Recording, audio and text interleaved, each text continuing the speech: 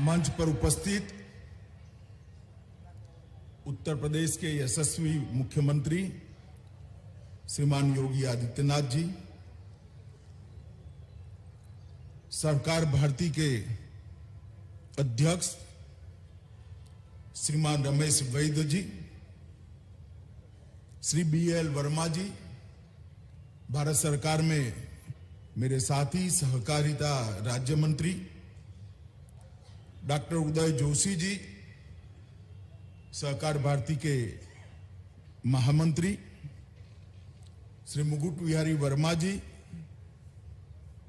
उत्तर प्रदेश के सहकारिता मंत्री, स्वागत समिति के अध्यक्ष और सांसद भाजपा के वरिष्ठ नेता श्रीमान संतोष गंगवार जी, सहकार भारती उत्तर प्रदेश के अध्यक्ष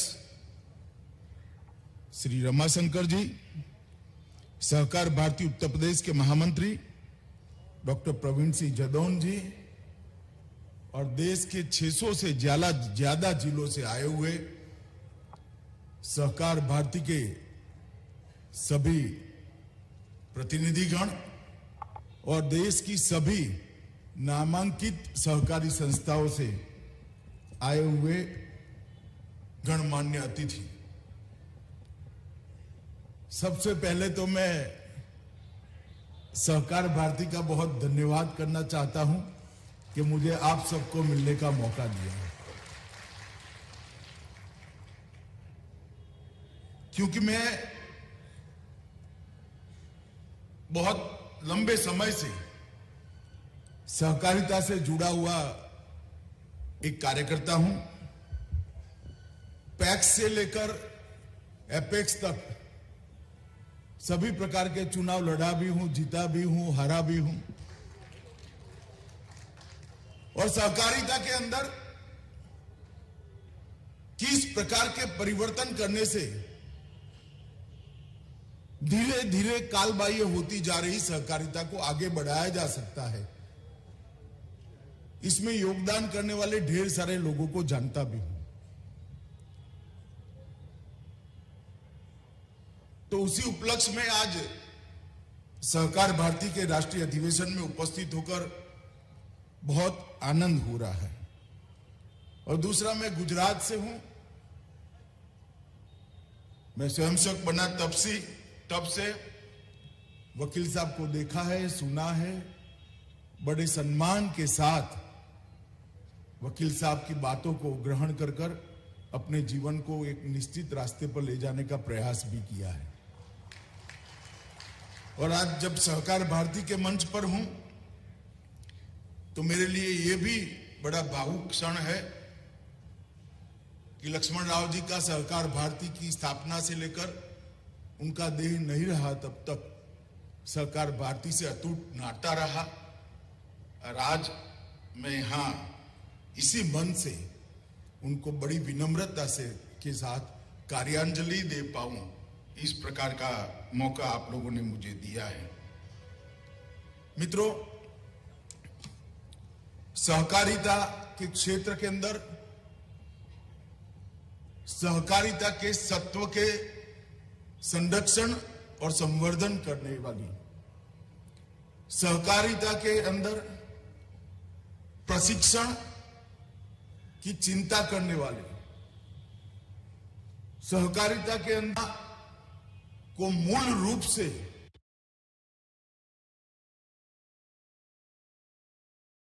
अखिल भारतीय संस्था नहीं है। मेरी जानकारी में अकेली सहकार भारती ये काम करती है, जिसका उद्देश्य कोई चुनाव लड़ना नहीं है सरकार, जिसका उद्देश्य सहकारिता के माध्यम से कुछ प्राप्त करना नहीं है। सहकार भारती का उद्देश्य सहकारिता को मजबूत कर सहकारिता की भावना को मजबूत कर देश के विकास में सहकारिता योगदान कर पाए, कंट्रीब्यूट कर पाए, एक प्रकार का मजबूत आंदोलन बनाना है सहकार भारती का उद्देश्य। इस प्रकार से निर्मल प्रकार की बहुत अच्छे उद्देश्य वाली और पवित्र तरह से चलती ये संस्था है। इसलिए मैं आप सबको इसके कार्यकर्ता होने के नाते, इसके प्रतिनिधि होने के नाते मैं बहुत बहुत बधाई देना चाहता हूं। और आप जब सहकारिता का काम कर रहे हो, सहकार भारती का काम कर रहे हो, तब आप इतना जरूर याद रखना कि आप आत्मनिर्भर भारत के लक्ष्य को पूर्ति का एक साधन बनकर काम कर रहे हो।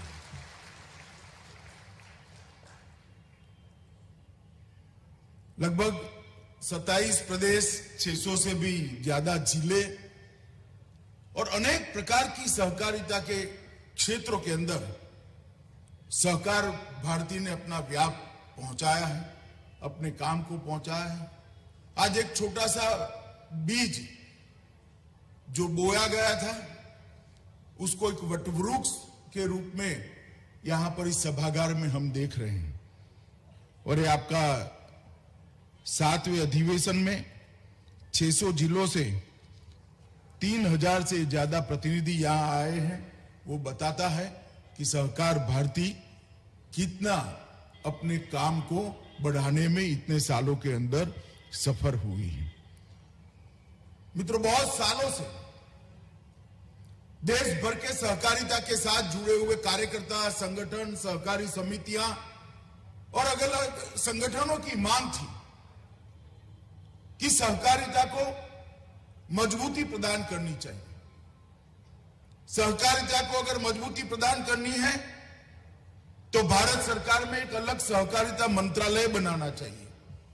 और वो सहकारिता मंत्रालय धीरे धीरे अलग अलग कारणों से कालबाह्य होता जा रहा सहकारिता के आंदोलन को फिर से एक नई जोम, नई ऊर्जा, नया उत्साह दे और सहकारिता आंदोलन आज भी रिलेवेंट तरीके से देश के विकास के अंदर कंट्रीब्यूट कर पाए।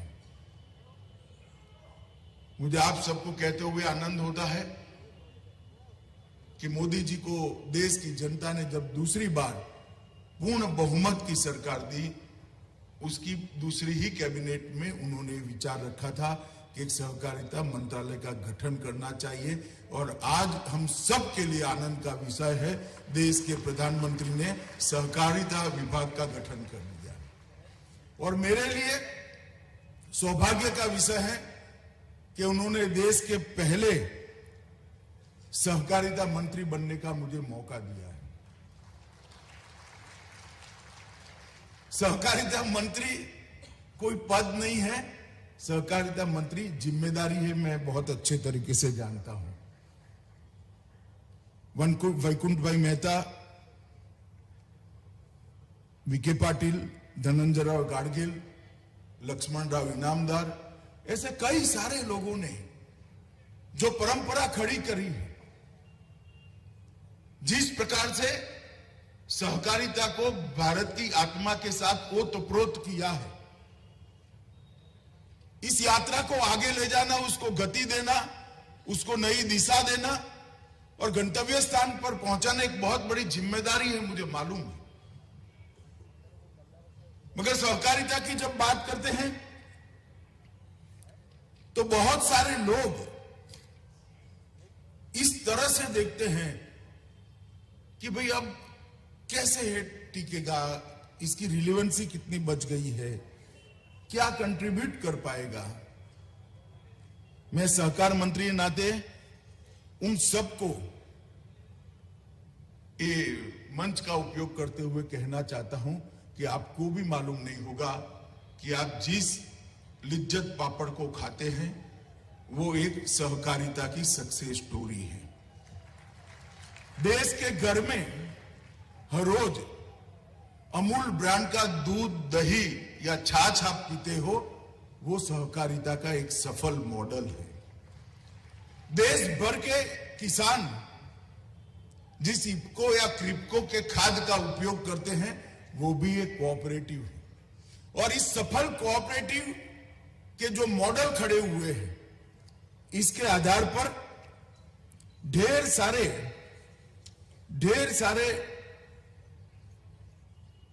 अलग अलग प्रकार के मॉडल खड़े हुए हैं।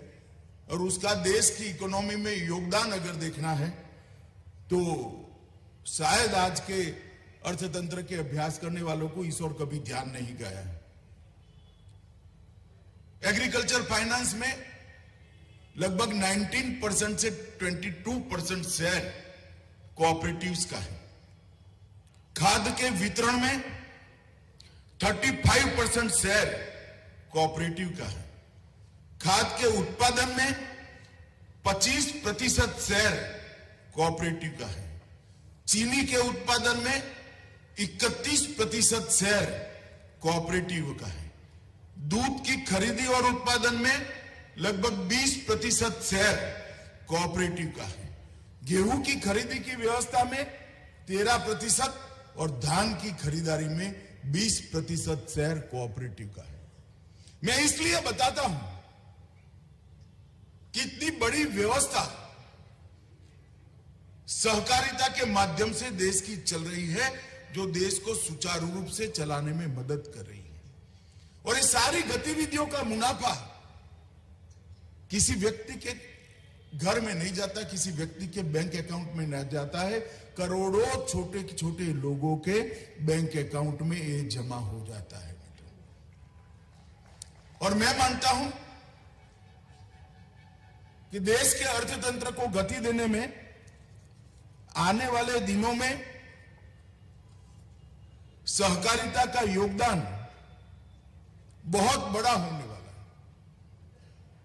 और आत्मनिर्भर भारत का स्वप्न तो सहकारिता आंदोलन के अलावे सिद्ध ही नहीं हो सकता, क्योंकि सहकारिता ही एक ऐसा जरिया है जिससे छोटे से छोटे व्यक्ति को सम्मान दिलाने का, छोटे से छोटे व्यक्ति की आय को बढ़ाने का काम हो सकता है।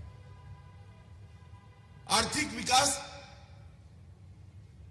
कई सारे रास्तों से किसी एक देश का संभव हो सकता है,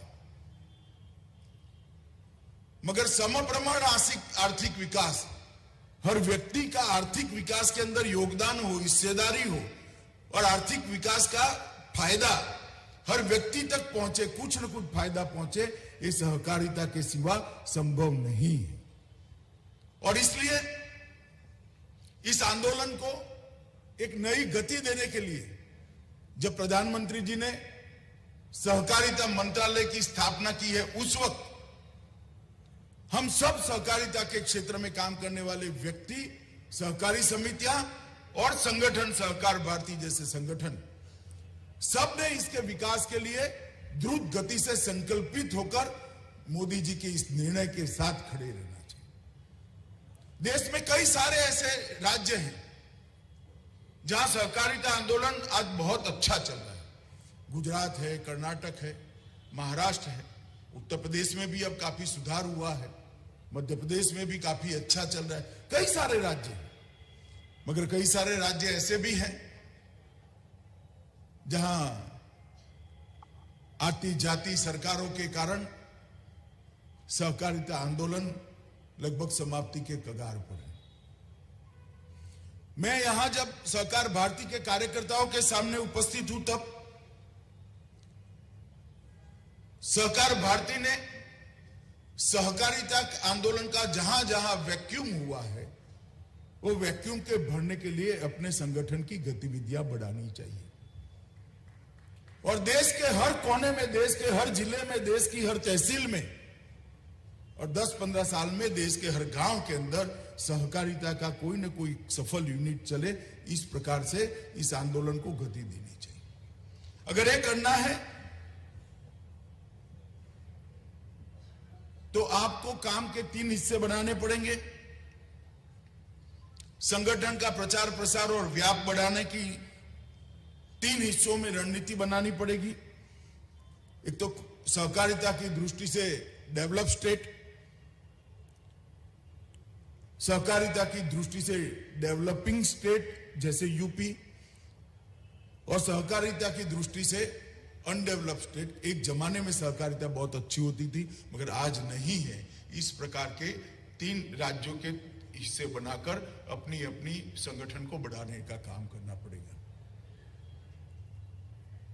उसके ट्रेनिंग के लिए कानून के अंदर समयानुकूल परिवर्तन के लिए, पारदर्शी चुनाव के लिए, पारदर्शी रिक्रूटमेंट की पद्धति के लिए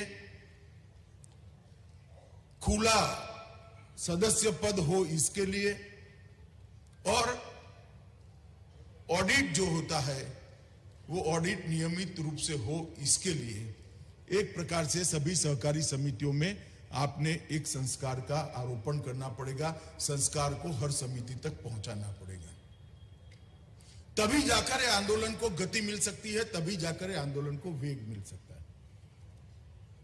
मित्रों, मोदी जी के नेतृत्व में भारत सरकार ने ढेर सारी चीजों को हाथ में लिया है। जैसे सहकार भारती के महासचिव जी ने कहा, मोदी सरकार व्यापक विचार विमर्श के बाद एक नई सहकार नीति लाने के लिए कृत संकल्प है और कुछ ही समय में सहकारिता मंत्रालय के माध्यम से इसकी गतिविधियों को हम शुरू करेंगे। इस देश की कृषि व्यवस्था में पैक्स उसकी आत्मा है। देश के सभी प्राइमरी एग्रीकल्चर सोसाइटी को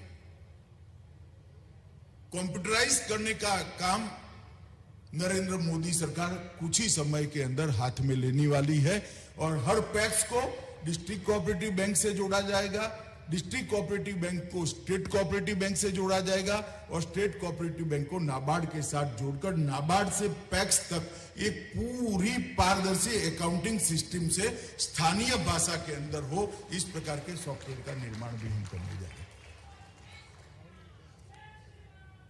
ये जो नए बदलाव हो रहे हैं, इसमें मल्टी स्टेट कोऑपरेटिव सोसाइटी के एक्ट के अंदर भी बहुत जल्दी से हम परिवर्तन करने जा रहे हैं। मैं ये कहता हूं तब हमारे बहुत सुझाव हैं, स्वाभाविक है आप लोगों के सुझाव होंगे, मगर उसको हम सुझावों के लिए पहले जनता के सामने 1.5 माह के लिए हमारी वेबसाइट पर रखने वाले हैं। जितने भी सुझाव आएंगे उस पर चर्चा विचार कर इसको फाइनल स्वरूप दिया। मगर एक मसौदा कुछ ही समय में आपके सामने हम रखने का प्रयास करेंगे। सहकारिता के क्षेत्र में प्रशिक्षण की दृष्टि से आमूल चूर परिवर्तन करने का। अभी तक प्रशिक्षण सहकारी समितियां चलाने वालों का ही हुआ है, इस पर ही ज्यादा बल दिया गया है या सहकार के प्रचार प्रसार पर। प्राइमरी मेंबर का प्रशिक्षण करेंगे तभी समितियां कंट्रोल में रहेगी, तभी समितियां जवाबदेह बनेगी, तभी समितियों में पारदर्शिता आएगी। तो प्रशिक्षण के पूरे क्षेत्र के अंदर प्राइमरी मेंबरशिप को निग्लेक्ट अब तक किया गया है। अब जो प्रशिक्षण के लिए रणनीति बनेगी, भारत सरकार के तत्वाधान में दिलीप भाई यहां बैठे हैं, उनको साथ में रखकर करेंगे। बहुत राज्य सहकारी संघ के अध्यक्ष भी यहां आए हैं, उनको भी साथ में रखेंगे। मगर प्रशिक्षण में प्राइमरी मेंबर के प्रशिक्षण को भी हम समाहित कर उनको रिस्पॉन्सिबल बनाएंगे और उनके माध्यम से समितियों की जवाबदेही तय करने का हम काम करेंगे। सहकार के क्षेत्र के अंदर नए नए आयाम कैसे जोड़े जा सकते हैं, उसके लिए भी एक टास्क फोर्स काम कर रहा है। वो भी एक नए मसौदे के साथ कुछ समय में देश की जनता के सामने आएगा और सहकारिता के क्षेत्र के अंदर जो सहकारी गतिविधि चल रही है वो एक दायरे में अपने आप को एक सांचे में न ढाल ले, इसके लिए भी भारत सरकार करी है। जैसे देश भर में अब प्राकृतिक खेती बढ़ने लगी है, जागरूकता भी बहुत आई है। उर्वरक के कारण, खाद के कारण भूमि की उर्वरा खत्म होती जा रही है। बहुत सारे लोग प्राकृतिक खेती की ओर आगे बढ़ते हैं, बहुत बड़ा मार्केट है उसका, ऑर्गेनिक फूड का। मगर क्या कोई किसान इसका फायदा प्राप्त कर पाएगा क्या? कोऑपरेटिव ने आगे आना पड़ेगा। इसके परीक्षण की व्यवस्था, भूमि के परीक्षण की व्यवस्था, उसके उत्पाद के परीक्षण की व्यवस्था, उसके सर्टिफिकेशन की व्यवस्था और फिर मार्केटिंग का चयन। मुझे आनंद है अमूल के चेयरमैन साहब भी यहां बैठे हैं, सोडी भी यहां बैठे हैं। अमूल ने एक प्राथमिक दृष्टि से प्रोजेक्ट रिपोर्ट बनाने के लिए सहमति व्यक्त की है और आगे पर भी रिस्पॉन्सिबिलिटी लेकर चलेंगे। हम पहले 2 राज्यों को हाथ में लेंगे जहां पर ऑर्गेनिक खेती के मार्केटिंग की चैन की व्यवस्था होगी, जिससे ऑर्गेनिक फार्मिंग करने वाले को, प्राकृतिक खेती करने वाले किसान को इसका पूरा फायदा कोऑपरेटिव के माध्यम से उसके बैंक अकाउंट में पहुंचाया जाए। इस प्रकार से नए नए क्षेत्रों के अंदर कोऑपरेटिव का व्याप कैसे बढ़े, ये हमें करना चाहिए। ढेर सारी बातें हैं मित्रों, आज एक ही दिन में मैं आपको बता नहीं सकता, मगर मैं इतना भरोसा दे सकता हूं आपको कि अब कोऑपरेटिव के साथ कोई सेकंड ग्रेड सिटीजन जैसा व्यवहार नहीं कर पाएगा, इतना मैं आपको भरोसा दूं।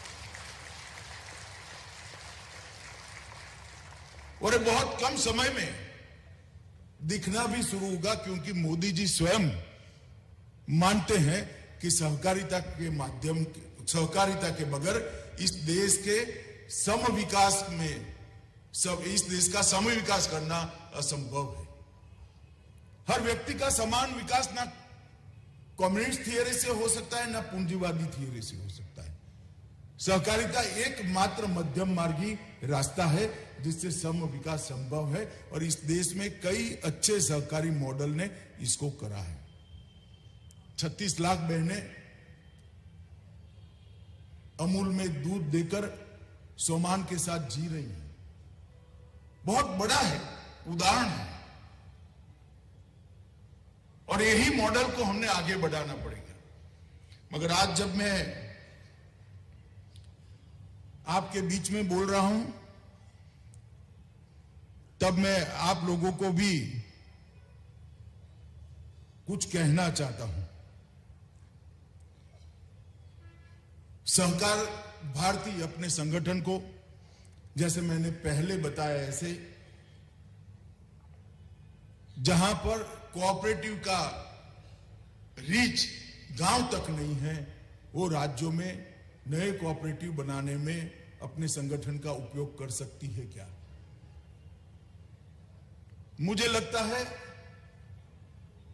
कि हमने संगठन की शक्ति बढ़ाने पर तो जरूर ध्यान देना चाहिए, इसके साथ साथ संगठन की सुगंध बढ़ाने में भी हमने ध्यान रखना चाहिए, और ये तभी बन सकती है कि जब वैक्यूम को हम भरेंगे। दूसरा काम है, आप जितनी भी डिमांड दे रहे हैं, मैं कई बार मिला हूं, गुजरात में भी मिला हूं, सहकारिता मंत्री बनने के बाद भी मिला हूं। प्रॉब्लम के साथ सॉल्यूशन भी लेकर आना चाहिए। सॉल्यूशन का सुझाव उसको फाइनल नहीं मानना चाहिए, परंतु सॉल्यूशन लेकर आना चाहिए। सहकारिता के क्षेत्र में ढेर सारी चीजें जो स्वस्थ रूप तरीके से नहीं चलती है, इसके लिए सहकार भारती ने थिंक टैंक कर काम कर इसके सॉल्यूशन पर अलग अलग क्षेत्र के एक्सपर्ट्स के साथ मिलकर काम करना चाहिए, और सहकारिता मंत्रालय को ये निष्कर्ष भी देने चाहिए। जैसे पारदर्शी चुनाव कैसे हो, ओपन मेंबरशिप कैसे हो, ट्रेनिंग का मॉडल क्या हो सकता है, रिक्रूटमेंट के अंदर जो करप्शन है इसको कैसे समाप्त कर सकते हैं। ऐसी ढेर सारी चीजें हमें भी मालूम है। इसके कारण सहकारिता आंदोलन आज निर्बल हो रहा है, इरेलेवेंट हो रहा है। ये सारी चीजों को हम कैसे बदल सकते हैं, वो सॉल्यूशन ढूंढने का काम भी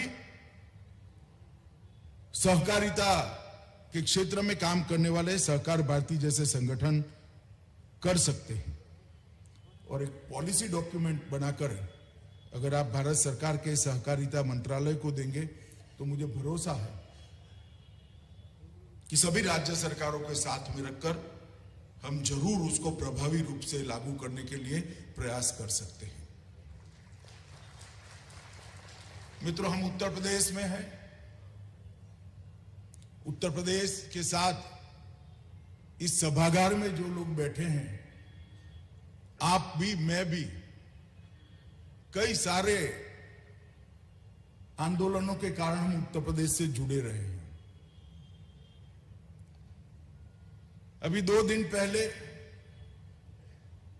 3 दिन पहले मोदी जी ने बाबा विश्वनाथ कॉरिडोर का लोकार्पण किया।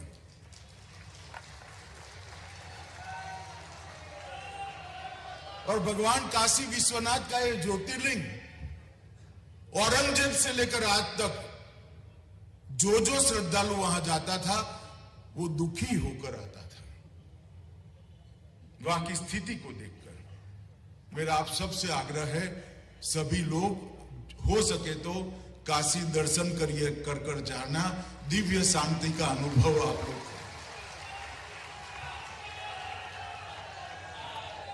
काशी विश्वनाथ धाम को भव्यता और दिव्यता देने का काम देश के प्रधानमंत्री जी ने किया है। कई सालों से अयोध्या में राम जन्मभूमि स्थान पर भव्य श्री राम का मंदिर बने, इसके लिए देश और दुनिया के कई लोग लगे रहे, मगर वो शुभ दिन नहीं आता था। जब दूसरी बार मोदी जी को पूर्ण बहुमत मिला, कुछ महीने पहले ही मोदी जी ने उसका भूमि पूजन किया है और कुछ महीने बाद ही श्री राम जन्मभूमि के दर्शन करने का हमें सौभाग्य मिला। उत्तर प्रदेश एक ऐसा राज्य है जो देश का सबसे बड़ा सूबा है। 22 करोड़ की आबादी है। दुनिया के कई सारे देश की आबादी भी उससे 1/3 भी नहीं होती है। मगर कई सालों से यहां की राजनीतिक व्यवस्था चरमराई हुई थी। 2017 में मोदी जी के नेतृत्व में यहां 300 सीटों के साथ सरकार बनी। योगी आदित्यनाथ जी उसके मुख्यमंत्री बने और आज मैं विश्वास के साथ कह रहा हूं, यूपी आज कंट्रीब्यूटर है। यूपी देश के विकास का ग्रोथ इंजन बना। सारे माफिया, सारी अव्यवस्थाएं, सारे भ्रष्टाचार को एक 5 साल के अंदर ही यूपी की सीमाओं के बाहर रखने का काम भारतीय जनता पार्टी की योगी आदित्यनाथ सरकार ने किया है। और आप सब लोग जब यहां आए हैं तो मेरा आप सबसे आग्रह है और योगी जी से भी आग्रह है, बाबा विश्वनाथ का प्रसाद और काशी की पुस्तिका आप सबको वो दे, जिसको आप घर पे भी ले जा सके और जहां तक हो सके आप सभी लोग बाबा विश्वनाथ के दर्शन करके जाइए। यही मेरी आप सबसे अभ्यर्थना है। मैं बहुत आशाओं के साथ आप सबके बीच में आया हूं। सहकार भारती एक सहकारिता के क्षेत्र में नया बदलाव लाने के लिए नए सहकारिता विभाग की सहायक बनेगी, इसकी मुझे श्रद्धा है। बहुत बहुत अनंत शुभकामनाएं देकर मेरी बात को विराम देता हूं। वंदे मातरम।